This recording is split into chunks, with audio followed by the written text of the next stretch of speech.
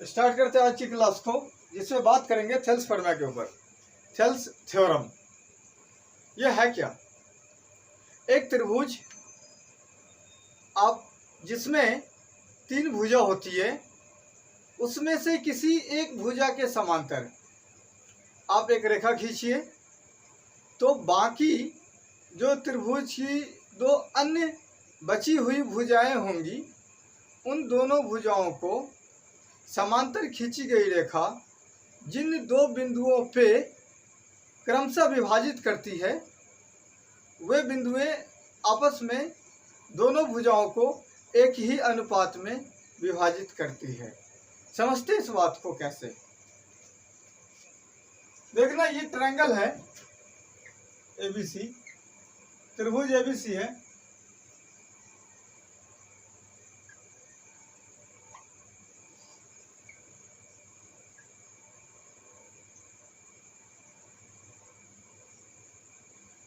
ये एबीसी त्रिभुज ट्रायंगल, जिसमें या तो आप बीसी भुजा को ले, या तो आप एसी भुजा को ले, या तो आप एबी भुजा को ले।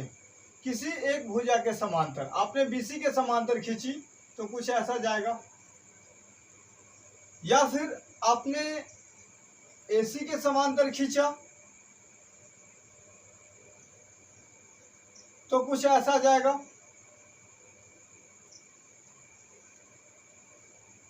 या फिर आपने कुछ एबी के समांतर खींचा तो कुछ ऐसा जाएगा।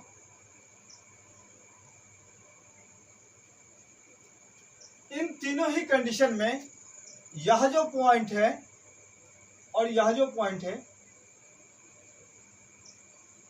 यह जो पॉइंट है डी और यह जो पॉइंट है ई, यह जो पॉइंट है डी और यह जो पॉइंट है ई, ये बिंदुएं डी बिंदुएं एबी भुजा को, साइड एबी को एडी और डीबी, ये दोनों का जो अनुपात होगा, उस तरीके से जो एई और ईसी, यह जो एसी का 2 टुकड़ा है जो पॉइंट ई के द्वारा विभाजित किया जा रहा है, इन दोनों का अनुपात और इन दोनों साइड का, इन दोनों इनका और इनका, इन दोनों साइड का जो बिंदु डी और बिंदु ई के द्वारा बांटी गई 2 खंड हैं, उन दोनों खंडों का जो अनुपात है वो एक ही अनुपात में होगी, बराबर होंगी।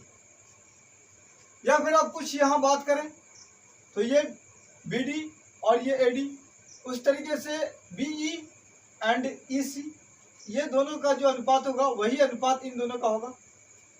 या फिर इनका और इनका जो अनुपात होगा वही अनुपात इनका और इनका होगा। मतलब आपको एक बात ध्यान रखनी है कि अगर बीसी साइड में ये वाला अगर ऊपर रख रहे हैं अनुपात लेने के क्रम में, तो इनका भी ये वाला जो भाग है ये भी ऊपर ही रहेगा। जैसा कि आप यहाँ पे केयर कर पा रहे हैं, एडी ऊपर था तो इधर एई भी ऊपर है, यहाँ बीडी नीचे है तो यहाँ ये भी नीचे है। तो इस बात को हम लोग जानेंगे कि ये होता कैसे है। आइए समझते हैं।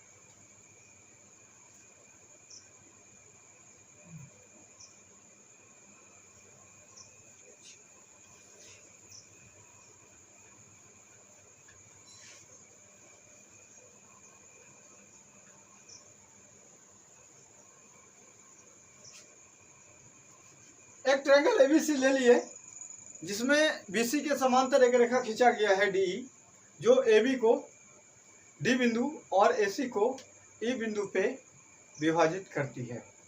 तो जो एबी का 2 खंड होगा एडी और डीबी, और एसी का 2 खंड एई और ईसी, इन दोनों का अनुपात आपस में बराबर होता है। इस बात को जानेंगे।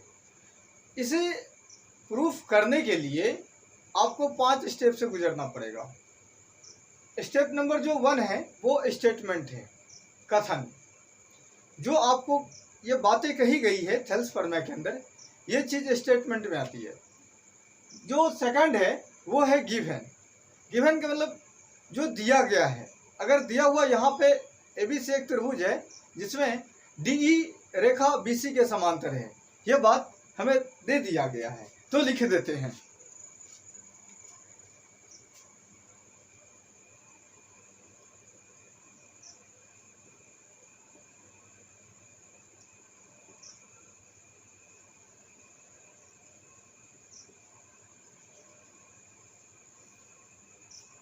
डी समांतर बीसी दे दिया गया है, तो यह बात गिवन में चला जाएगा। नेक्स्ट सिद्ध करना है, टू प्रूफ। तो जो प्रूफ कर दी है इस बात को यहां पे डाल देंगे, एडी बट्टे डीबी बराबर ए अपॉन इसी। कंस्ट्रक्शन बहुत सारे थ्योरम्स में करने भी होते हैं और बहुत सारे थ्योरम्स में नहीं भी करने होते हैं, तो जैसा कंडीशन बनता है उसके अकॉर्डिंग काम करते हैं हम लोग, है ना। तो करते क्या है, इसमें कंस्ट्रक्शन में बी को ई से मिला देते हैं,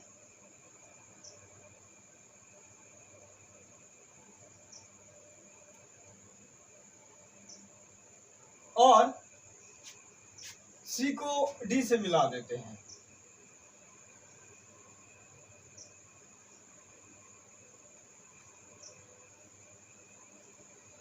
यह जो पॉइंट डी है, डी से एसी या फिर एई पे लंब डालते हैं, परपेंडिकुलर ड्रॉ करते हैं।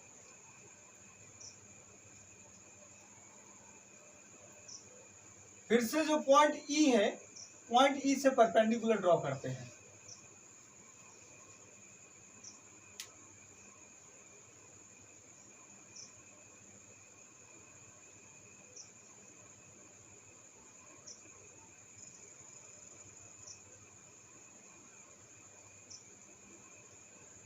यह जो पॉइंट है इसको एन बोल देते हैं और इसको एम बोल देते हैं। तो कंस्ट्रक्शन में ऐसा कुछ लिखेंगे, बी से सी जो लाइन है उसके परपेंडिकुलर लाइन डी है, इन दोनों के बीच में हमने C to D and B to E रेखा मिलाई है। तो बी टू ई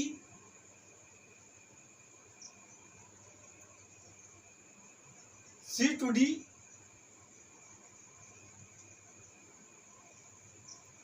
मिलाई,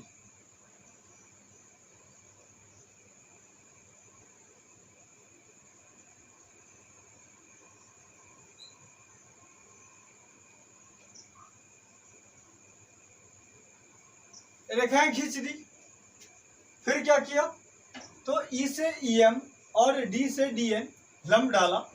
ईएन जो ईएम है वह ईएम लंब एबी पे है और डीएन जो लंब है वो एसी पे है।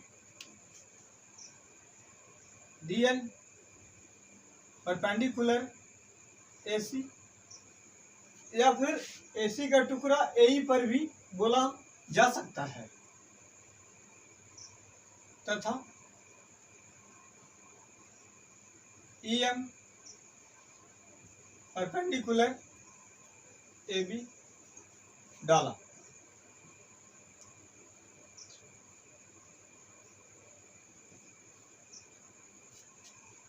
अब चलते हैं प्रूफ की ओर। यहां देखना,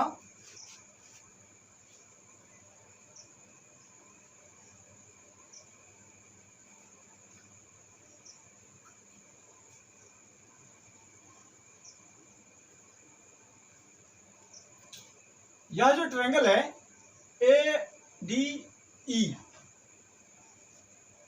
ट्रायंगल है,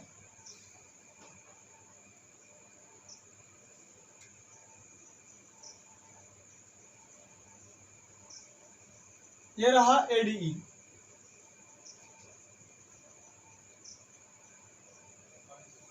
और बी डी ई ये कुछ ऐसा है,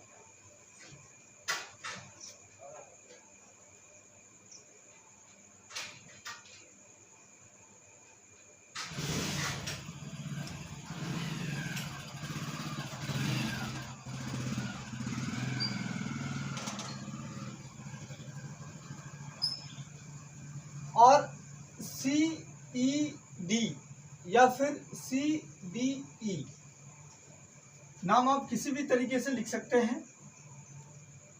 ये कुछ ऐसा रहा।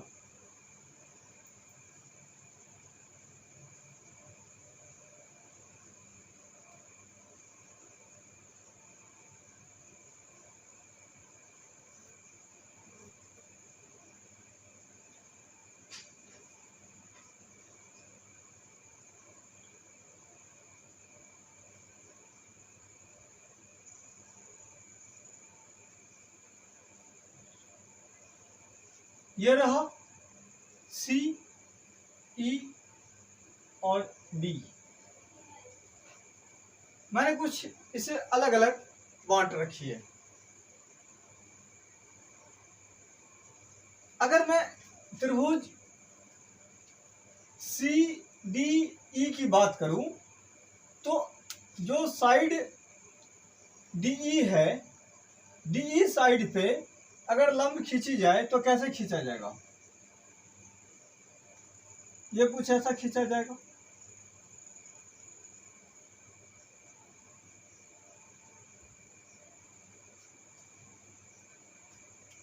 अगर हम उसी तरीके से बात करें, जो ट्रायंगल सी डी ई बन रही है, इस सी डी ई ट्रायंगल में इस सी साइड पे परपेंडिकुलर ड्रॉ करें तो क्या होगा?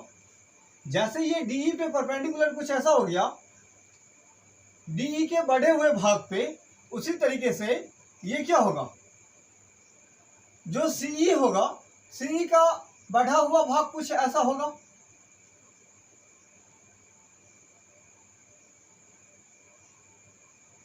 और इसके ऊपर परपेंडिकुलर ड्रॉ करेंगे तो ये कुछ यहां से ऐसा जाएगा।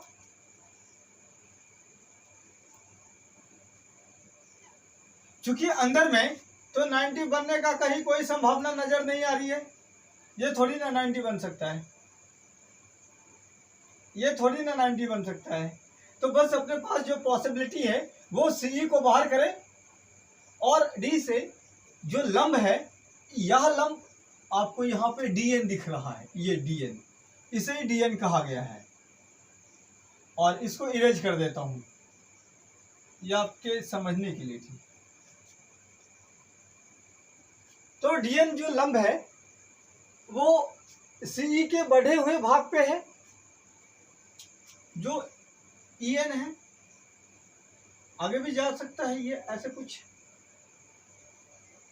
तो ईएन आगे जा रहा है और उस पे लंब डीएन गिर रही है। अच्छा, अब यही कुछ अगर ट्रायंगल बी डी ई के ऊपर बात कर ली जाए, जिसमें बीडी पे लंब डाली जाए तो कैसा होगा? यह कुछ ऐसा जाएगा।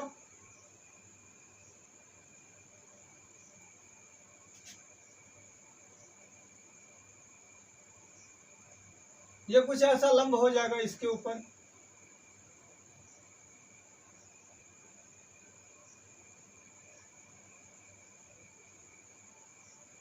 तो ये वाली पॉइंट क्या है? एम है, इसे एम बोलेंगे। अच्छा, अब देखना इधर, यह जो ट्रायंगल है एडीई, तो एडीई में अगर हम एई को आधार माने तो क्या होगा? लंब परपेंडिकुलर डी से इस आधार पे जाएगा, ऐसा ये हो जाएगा एम। अगर कुछ आधार बेस एडी को माने तो क्या होगा?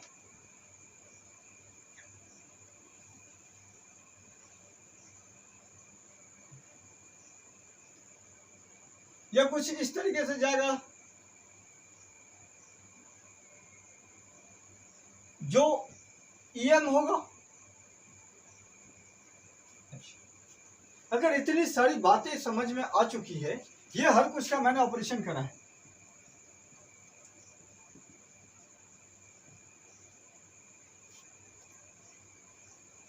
तो यहां पे कुछ चलते प्रमाण की ओर। जो त्रिभुज बी डी ई है, इसका क्षेत्रफल, और जो त्रिभुज ए डी ई है, इसका क्षेत्रफल अगर हम बात करें तो क्या होगा?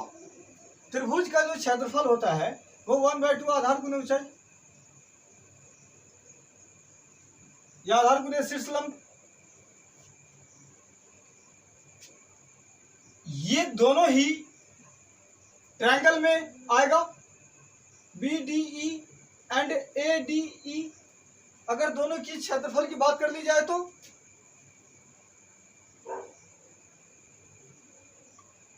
त्रिभुज ट्रायंगल ADE का क्षेत्रफल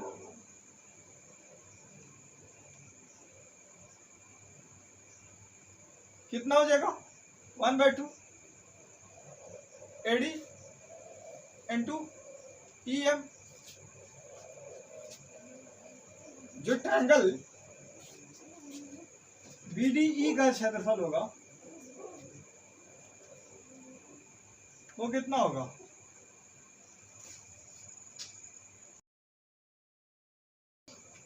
DN हो जाएगा। इसको इक्वेशन 1 इक्वेशन 2 दोनों को डिवाइड कर लेते हैं। दोनों को डिवाइड करेंगे तो क्या आ जाएगा, ट्रायंगल ADE का क्षेत्रफल, area of triangle ADE upon area of triangle BDE।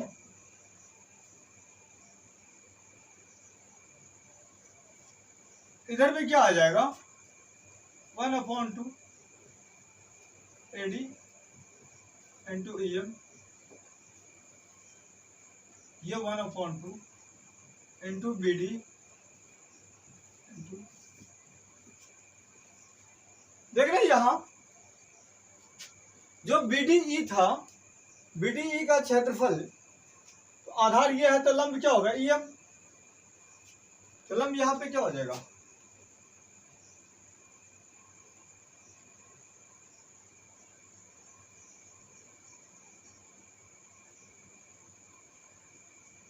अब आपको जो बातें समझ में आनी चाहिए थी वो साफ साफ आ रही होगी। वो ये कि जो हमें लाना था, इनके आप लेफ्ट हैंड को देखें, लेफ्ट हैंड को देखेंगे तो आपको समझ में आएगा AD और BD ये दोनों का रेशियो, ये दोनों आपके पास आ चुका है। बाकी जो बातें हैं वो कैंसिल्ड आउट हो जाएंगी।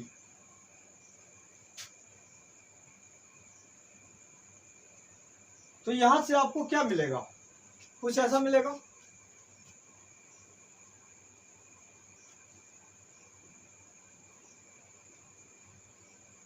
AD upon BD। अच्छा, अब जो ट्रायंगल आपको दिख रहा है वो ट्रायंगल AED या फिर जिसे ADE कहा गया है, अगर हम ये आधार माने AE को त्रिभुज AED में, तो क्या हो जाएगा AE आधार के लिए लंब तो DN हो जाएगा, तो त्रिभुज AED का क्षेत्रफल 1/2 आधार कितना हो जाएगा AE इंटू ऊंचाई कितना हो जाएगा DN। इसको मान लेता हूं समीकरण 3।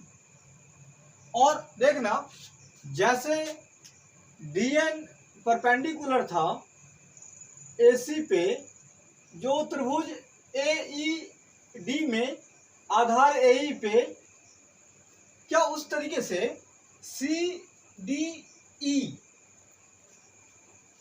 यहां पे आपको मिलेगा CDE। इसको इरेज कर देता हूं।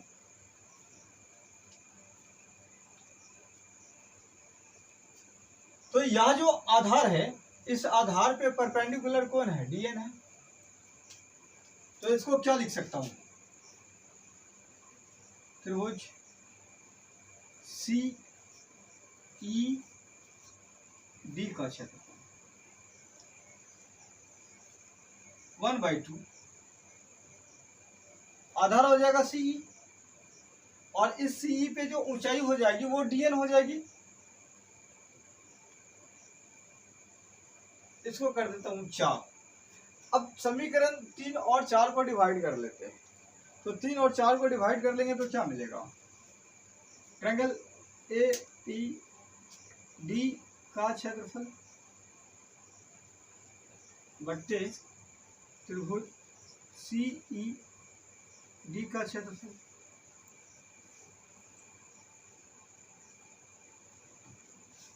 बराबर ये 1/2 ए गुने डी एन बट्टे 1/2 सी ई गुने, ये क्या हो जाएगा?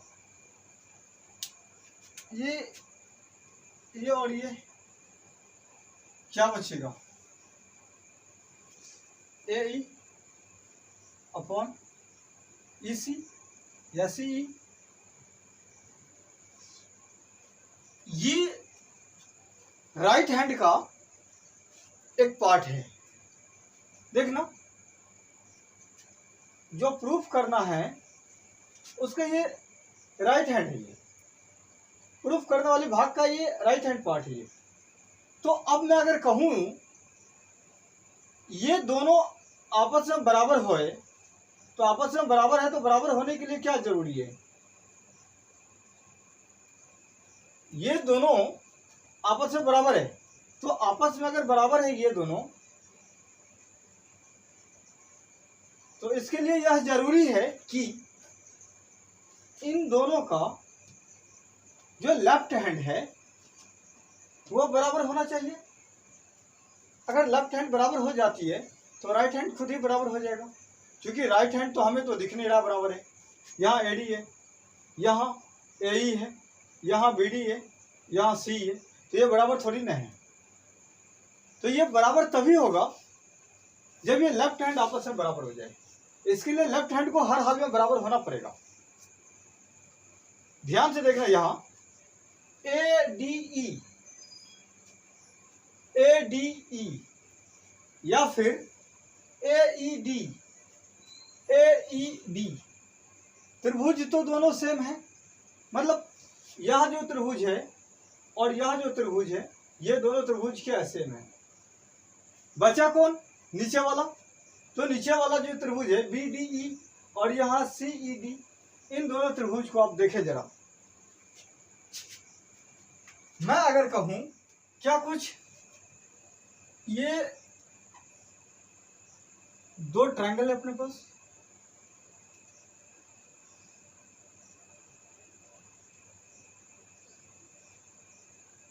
B D एंड E, और एक जो ट्रायंगल है CED,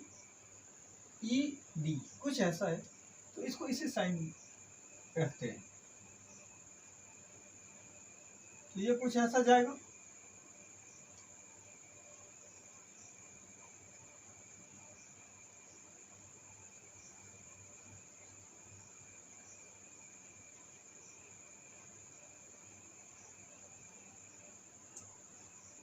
ये C, ये रहा पॉइंट B और ये रहा पॉइंट E।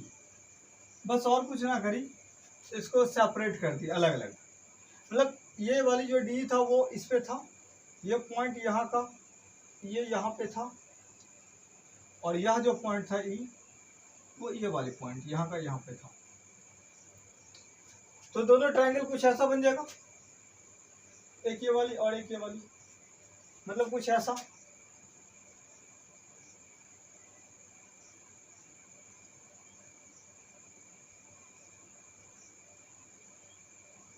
कुछ ऐसा बन जाएगा।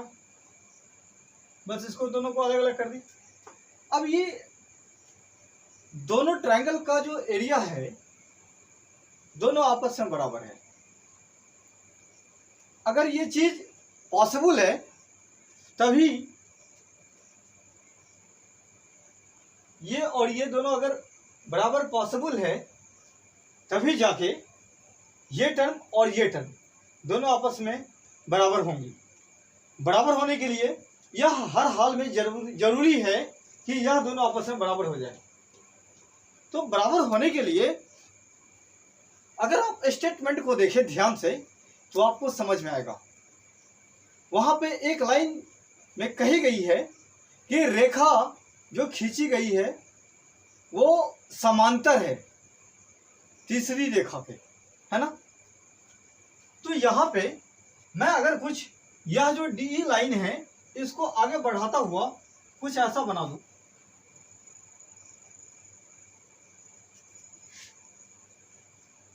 और यहां से अगर रेखा डाल दूं,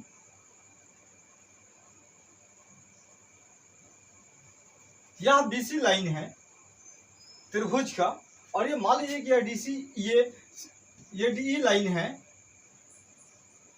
और ये दोनों रेखा कहा जा रहा है कि समांतर है, पैरेलल है आपस में। तो पैरेलल है तो अगर हम साइड डी ले, भुजा डी माने आधार अगर इसे कंसीडर करें तो डी पे लंब खींचा जाएगा। तो डी के सामने वाला शीर्ष कोण है बी है, तो बी से लंब खींचा जाएगा डी पे। तो ये कुछ ऐसा जा रहा है, ये कुछ लंब हो गया। अगर यहां सी से खींचा जाए लंब तो ये कुछ ऐसा हो जाएगा जो डी पे होगा। डी के बढ़े हुए भाग पे चूंकि अंदर जाने की कोई संभावना नहीं है, ये थोड़ी ना लंब हो सकता है, ये थोड़ी ना लंब हो सकता है, ऐसा कुछ नहीं हो सकता, ये थोड़ी ना लंब हो सकता है, ये लंब थोड़ी ना हो सकता है। तो ये जब नहीं होगा तो होगा क्या, बाहर जाएगा, तो बाहर खींचा गया है लंब। त्रिभुज की क्षेत्रफल डिपेंड करती है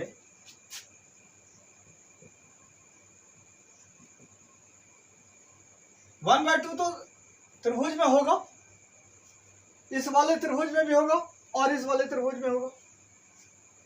बाकी के जो आधार हैं और ऊंचाई है, तो इस त्रिभुज के लिए जो आधार डी है वो इस त्रिभुज के लिए आधार डी है, दोनों इसके लिए भी आधार है डी और इसके लिए भी आधार है डी, दोनों के लिए आधार है डी। इसके लिए जो ऊंचाई है ये वाली ऊंचाई है, इस ऊंचाई को मान लेते हैं h1 और इस ऊंचाई को मान लेते हैं h2। तो इसके लिए ऊंचाई h1 है, इसके लिए ऊंचाई h2 है, हाइट h1 और h2 है।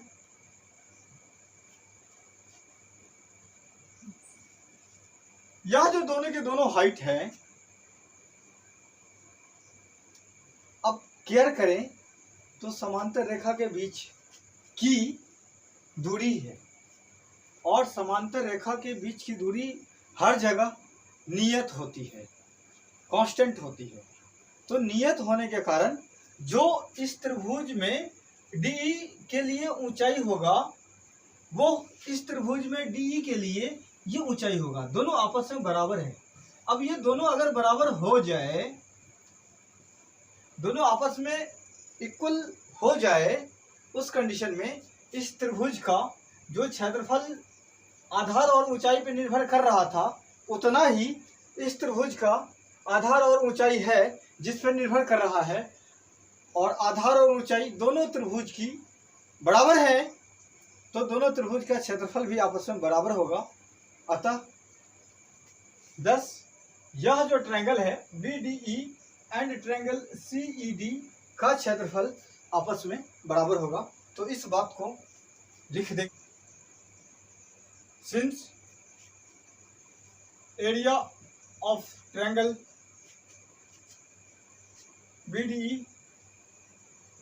BDE का क्षेत्रफल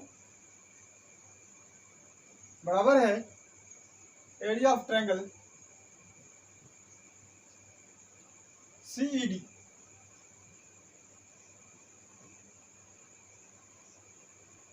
ये दोनों की जो क्षेत्रफल है वो बराबर है, कारण DE समांतर है BC, जो बात स्टेटमेंट में कही गई है।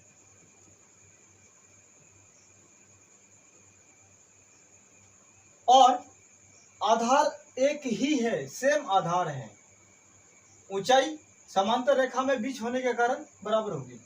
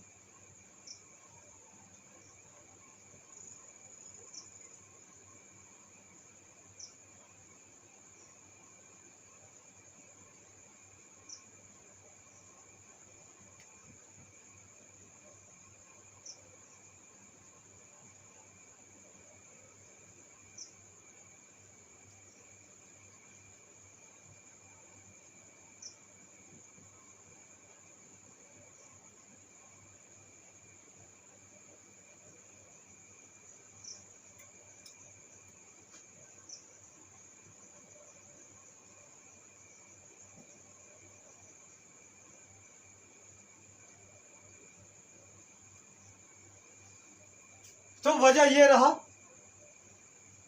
जो दोनों त्रिभुज BDE और त्रिभुज CED, triangle BDE and triangle CED का क्षेत्रफल आपस में बराबर है, वजह यह है।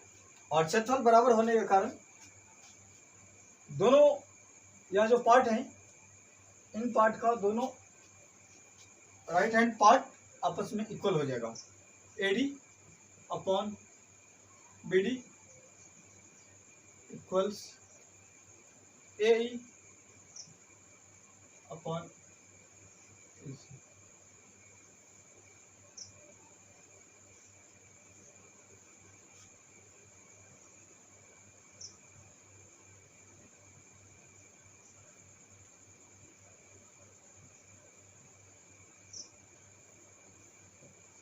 Thank you so much.